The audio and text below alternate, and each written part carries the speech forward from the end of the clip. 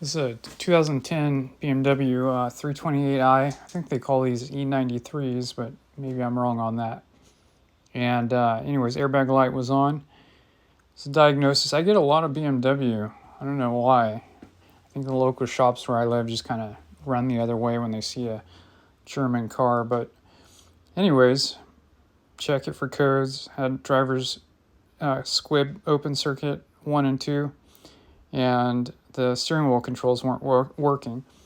The engine was replaced recently, so that was more of an indication of a busted clock spring. Sometimes these shops will disconnect the steering shaft when they drop the cradle to replace the engine, and it comes out the bottom usually, and at that point the steering wheel can move very easily, and then it's off and they put the steering shaft back on and it can rip the ribbon out. But we're going to take this apart. Interesting thing about this column is that there's no screws for the column covers. Like if this was any other car, American car especially, there would be screws holding at least through the bottom half to screw into the top half. And you don't see that on this car. And I feel like this is pretty common design on German cars. I think it's one of the reasons that they have pretty low noise complaints. At least in my experience, German cars, they have fewer screws, kind of more creative ways of clipping things together. I did a radiator the other day in a BMW on a friend's car, and it was the same thing. Things like to just snap into place without screws.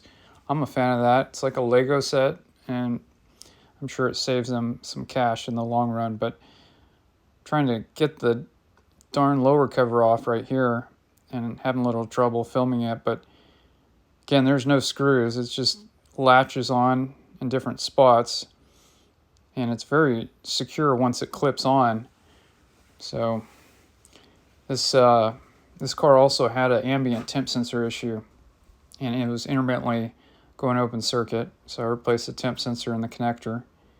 And also this car had a modification. They got rid of the auto turning headlights, went to a non-auto headlamp housing, and we had warning lights on for that. So I used Bimmer code to go ahead and change the coding. I had to change about 6 different lines of code to get rid of the warning lights, but in the end it worked out.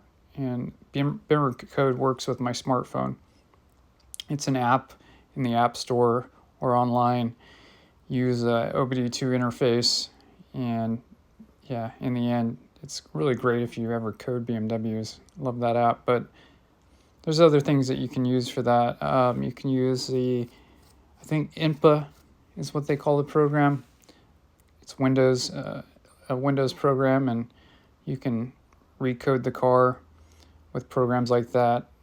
Maybe I'm wrong on that name, but I think it's called INPA. Anyways, pulling the clock spring off. No, it's no good. Open circuit, ohmed it out. I'm going to take the cover off and see if the ribbon broke. And sure enough, the ribbon is completely disconnected. So I would say there's a strong possibility somebody had the steering shaft off and the wheel turned, and then it lost its center and it just made a left or right turn, overextended, and ripped it out. So anyways, this is just entertainment purposes. Disconnect your battery if you're going to do anything like this. Follow the instructions, and yeah, hopefully somebody finds it entertaining.